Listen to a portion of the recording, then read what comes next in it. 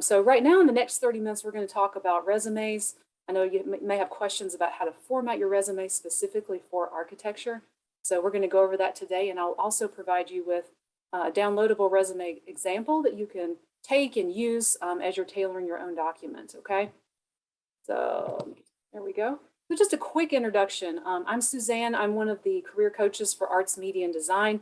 And my colleague, AJ Simmons, he is also a career coach for arts, media, and design. So you can always meet with one of us one-on-one for personal coaching if you would like to.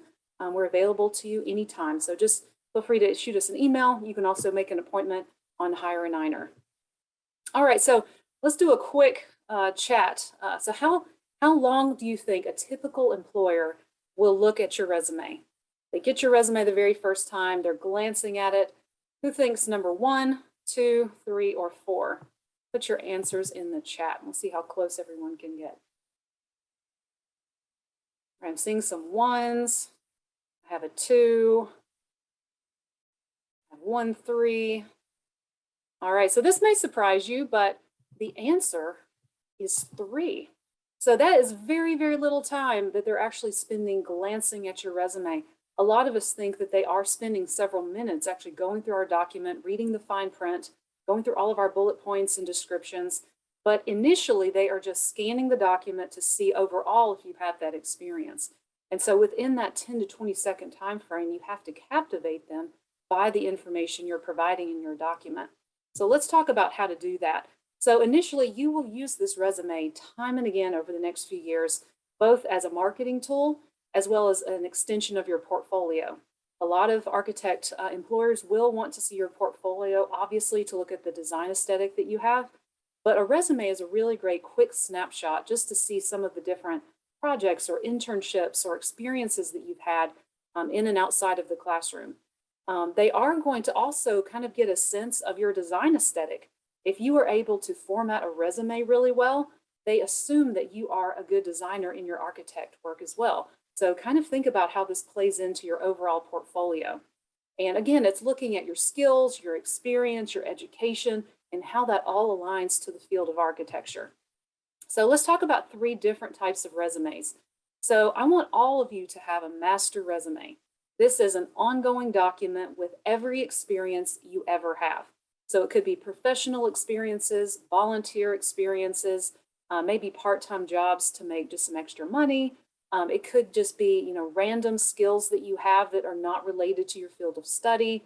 There's no page length. It's just ongoing. It's this wonderful document that you can keep track of everything you're involved in. I would say usually since college, unless you were part of a high school related design program and you want to incorporate some of those particular experiences into your master as well. In this regard, experiences are in your own words. You don't need to worry so much about tailoring because this is your document.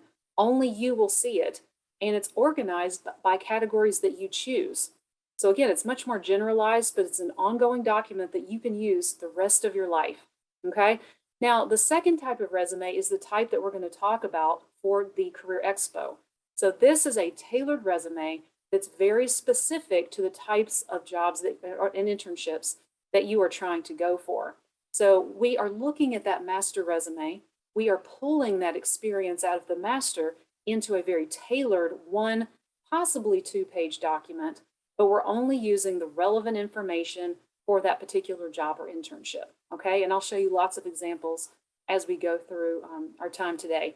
We are using keywords. We are making sure that the employers who will see this document are immediately drawn into the type of work experience, okay? The third type that I encourage all of you to have also is when you think about your portfolio, some of you may have more of a PDF portfolio, others of you may have developed a website. I encourage you to think about your ongoing design portfolio, very similar to your master resume, but unlike the master resume, your ongoing portfolio for architecture and design will most likely be found on your personal website, and it will also be design specific. So it will not include all those extracurricular things that you've done in addition to design, but much more tailored to architecture. Okay, I hope that made sense. So think about, for our sakes today, think about our tailored resume as being what we're really focused on for the CareerEXPO. So let's talk about parts of a resume. So the very header of your resume needs to be very clear. Your name needs to be the biggest thing on the document. Usually I recommend 16 to 18 size font.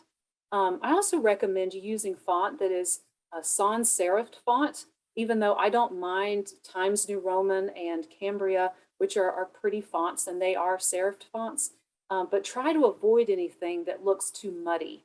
So you'll notice different types of font will have little tails on the end. That really creates a lot of muddiness on the page, and it makes it a little bit more difficult to read. So if you use a very clean font like Arial or Calibri, those are open fonts, and it's just a little bit easier to read. So something to think about. Some of the things you need to, at the very top of your resume, you're going to need the city and the state. I encourage you not to put your full address simply for security purposes. And then for those of you who might be willing or interested to move outside of North Carolina and Charlotte, you don't even really need to put your city and state. So I'm going to leave that an optional thing at the top of your resume for now, okay? Your phone number is essential, so make sure your direct phone number is up there, as well as make sure that you have updated your voicemail just in case you get calls from these professionals. Just make sure it's a professional voicemail. Put your professional email address. And I've seen this two ways. You know, the CareerEXPO is focused on you as students at UNCC. And if UNCC is your professional email currently, that's okay. But I do encourage you just to list your other personal email, simply because this document may stay with this employer for the next few years. And eventually after you graduate, your UNCC email will go away. So I always recommend a professional email so that the employer has that, hopefully long term. Make sure if you have a LinkedIn profile that you have a shortened LinkedIn URL at the top of your resume as well. And if you've already developed that online portfolio, again, make sure that that is shortened and hyperlinked at the top of your resume, okay? All right, moving on to the second section. All of you are students currently, so that means you want to make sure your education is right under your name, okay? Years from now, when you have been working for a while, this section will actually come at the bottom of your resume. But while you are a current student, you want to make sure it's at the top. So this is just an example. You'll have the entire name of the school, the city and the state. You will spell out your exact degree. Try not to abbreviate or use acronyms. And for those of you, Addie, I know you are a master's student. Just make sure you put your master's first in this category, because we're looking at reverse chronological. If you have honors, you can put that here. If you like your GPA, if it's above a 3.0, I would recommend we can put that here. If you have studied abroad, I'm not sure who has done that in the past 2 years, but if you have, you can put that under here. So any type of thing that's related to your education, okay? And so think about this particular section. It doesn't just have to be your degree. It can also include some of these other areas as well. All right, so let's talk about design experience. So some of you, again, may have worked part-time jobs. You may have had an internship with something that was not architectural related. You may have switched majors and come from a completely different field. But in this regard, for the CareerEXPO, I want you to be able to have your design experience first, okay? And I even encourage you to come up with a section called, you know, architecture experience or design experience, something that relates to what you're doing. So you want to think about what is the most relevant experience that I've had. And we're going to talk about different things that you can include here. It could be that internship. It could have been a recent project that you did in the fall. It could have been a volunteer thing that you've done with an employer, maybe shadowed someone.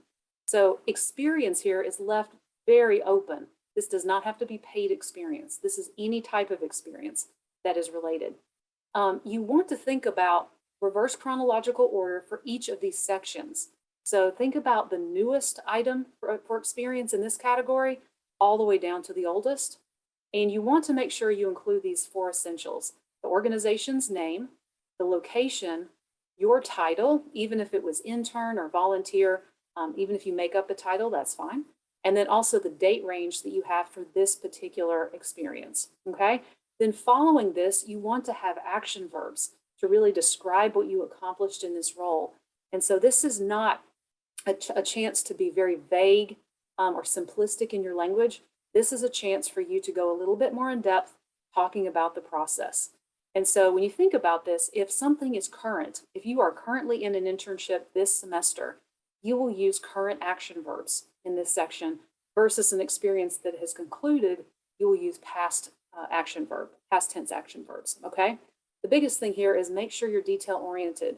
Try not to give vague descriptions. So this is just an example. When you're thinking about that action verb, you want to think about the skill that you used, what you did in that skill, and then the result, okay? So for instance, a weak description might be worked on projects during internship. Very vague. I have no idea what this person really did. It's a bullet point, but I don't know what their expertise is from this. Versus a stronger description, which would be something like collaborated with the design director on 2 corporate interior projects and developed presentation materials, renderings 2D and 3D and finishing boards, okay? So a little bit more detail gives me an idea of your skill, your level of ability. So just continue to think about that. How can you make your bullet points really dynamic that I would want to read it as an employer? And then this is just an example. You can see how I have 2 different experiences here. And again, it does not have to be a formal internship. You might have shadowed someone for a few hours. You might have done something volunteer. This could also be a project, which we'll talk about in a few minutes. So you can see how this is set up, very clear to understand. In this scenario, I have the employers in bold because those are very familiar to other employers in the field. You don't have to bold things. You don't have to italicize things. But things that are bolded will pop off the page. So know that. If you're going to bold anything, bold the most appropriate thing. All right, so let's talk about projects because I've mentioned that several times. And some of you may not have internship experience yet. And this chance to go to the Career Expo may be your very first opportunity to get that internship. So what can you showcase to an employer? You have been doing tons of projects. Since day one, you have been doing projects. So this could have been a research project for architecture. This could have been an actual drafting project, or you're working on a model. This could be so many different things that's related to architecture. So think of the name of the class that you were in. Don't put like the acronym of architecture 1211. Don't do something like that. Just list the name, put it at UNC Charlotte. And for those of you who may have transferred from a community college or a different school, just make sure that the school is associated with that class. Put the date range that that project was associated with, whether it was for a month or for the entire semester. And even if you didn't have a project title specifically, again, make up one, because I just kind of want to have an understanding of what the title might have been. And then the way to set up a project is I want you to kind of think of the concept, process, and final result, okay? So initially, maybe that first bullet point is all about what was the concept? What was to be done in this particular project, okay? What was the process of that project is kind of that bullet point number 2. And then, excuse me, the bullet point number 3 is more about the outcome, okay? So concept, process, and outcome. And that gives you a really good 3-4 bullet points under each project. So some of you on your resume, you may have your education and you may have a whole list of projects that you're really proud of, again, that correspond to what's in your portfolio. And that's perfect. That's exactly what we want to see on your resume. Let's talk about skills. I see students putting a lot of skills that really don't belong in this section. So we have skills and competencies that we consider more soft skills. Like I'm a really good communicator, or I provide excellent customer service or leadership. Those are more soft skills. So for an actual skills category in this case, I want you to focus much more on your technical ability, okay? So that AutoCAD or any of the Adobe Creative Suite or Revit or SketchUp or any of the software that you are currently using, okay, within your architect degree.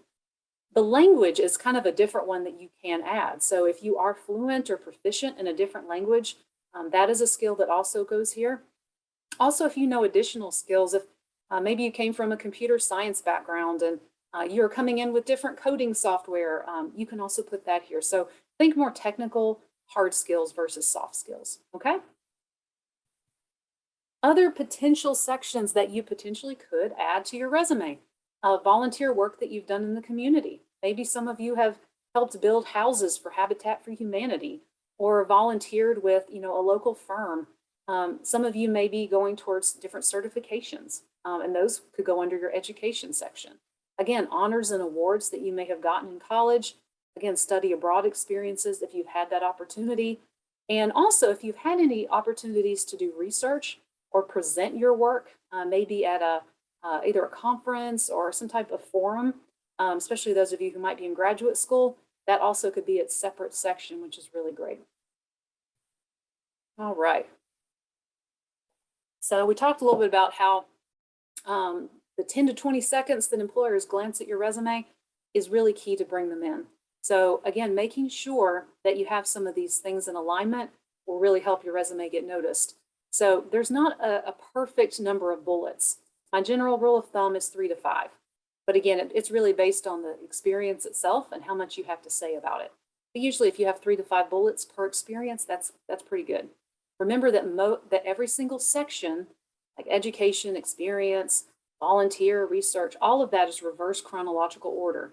So not the whole document, but just each individual section. So put the most recent thing first in each category. Consistency is huge, okay? Consider your portfolio. If you had, let's say, a 10-page portfolio with 10 different works, and every single page had different fonts on it, and you were bolding some things and then not bolding others, and some font was size 14 and then other font was size 8, that would look really strange. It would not be a very engaging portfolio. So the same goes here.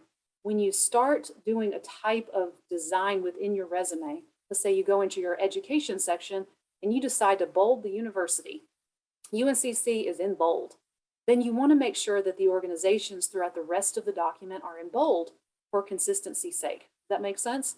If you start your top font in size 10, 11, 12, do the whole thing in that font size other than your name, because remember your name needs to be the biggest on the document. So just make sure you're consistent. If you have dates right aligned, make sure they're all right aligned and some are not floating in the middle of the document. These little tiny things make a huge difference to looking at a resume.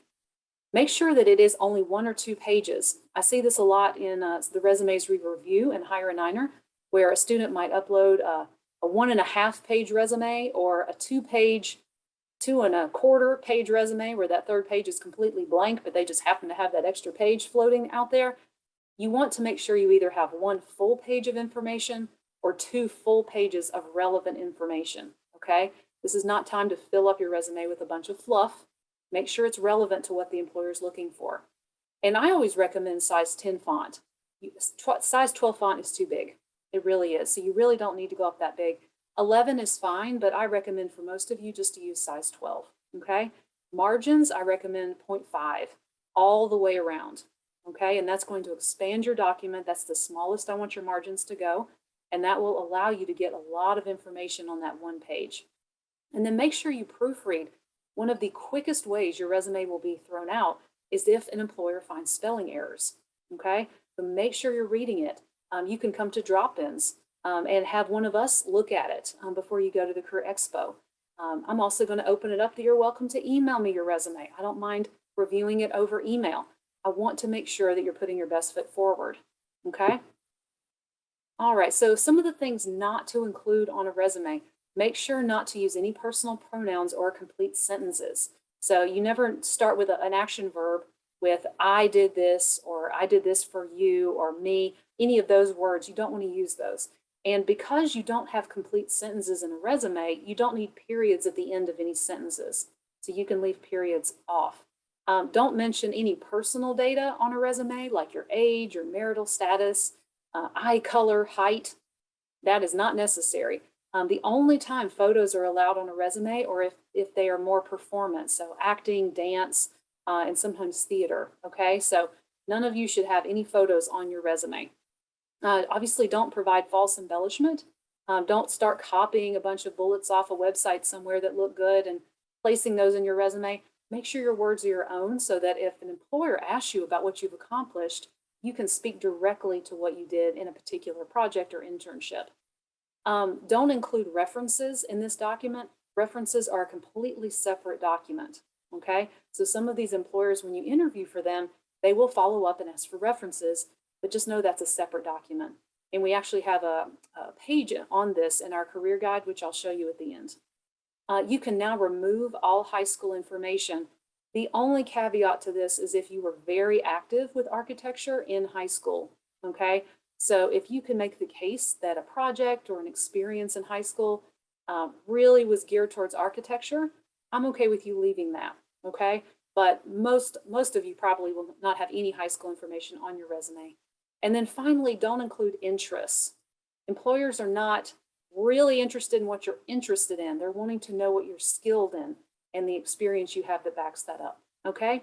You can always talk about your interests outside of architecture, maybe during an interview, but not so much on your resume. All right.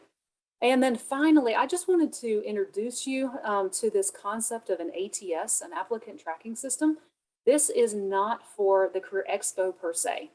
This is for post-expo, when you start applying online for various internships and full-time career opportunities. Most companies, 99% of them, use an ATS.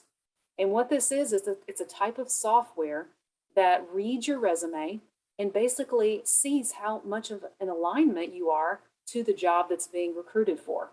Okay, so let's say I submit my architecture resume to Little Diversified here in Charlotte, and let's say I'm an 80% match. Okay, and let's say Rana on the call, you know, they're like I don't know, a 95% match. My resume is probably not making it through to an actual person. Okay, it's those people that really align all of their information on that document with the job description that gets pulled by this ATS, okay? So this is where a lot of that employer research comes from, making sure that you're really reading that job description, the internship description, and making sure your resume is very tailored to that one specific thing, okay? A couple of things about ATSs is it only reads basic text, and it only reads black. So try not to use, various colors, even gray. Try to use just very basic black text, and also have two different types. Have a Word document and also a PDF version. Because again, an ATS, not always does it read one or the other well. And so usually the employer does a good job of saying, please upload a Word document or please upload a PDF based on the type of ATS that they have, okay? I know that was just a little bit of a snippet on that. So just really quick about our approval process on Hire-A-Niner, because some of you may want to also apply to internships and full-time jobs through Hire-A-Niner. You will need to upload one document of your resume under the Documents tab in your account, and then you'll wait for approval. And this usually takes about 48 hours. And to get this approved really quickly, I encourage you to take a look at our career guide, as well as the example architecture resume I'm about to show you, because if you follow these guidelines, you will get your resume approved very quickly. It's when you don't follow the guidelines that we have to send it back with some feedback and having you update a few things, okay? So you will need at least one resume approved in Hire-A-Niner before you can use it to apply, okay? So I just want to make you aware of that. We also, I mentioned drop-in hours. We have those next week starting again in person. This week we have them virtual, but every day we have them from 10 to 3. And I'll show you where that information is on our website. But again, you can just drop in this week to a Zoom call, very similar to this, and you can just talk to someone one-on-one about your resume, and then you can also come in person starting next week. All right, so again, you can always make an appointment with AJ or myself and Hire-A-Niner. You just look under quick links, click on make an appointment, and then you choose that arts, media, and design is the type of appointment. And then that opens up both of our calendars, and you can choose a day and time that works for you. Okay, and we'll follow up with instructions whether you choose an in-person or a virtual.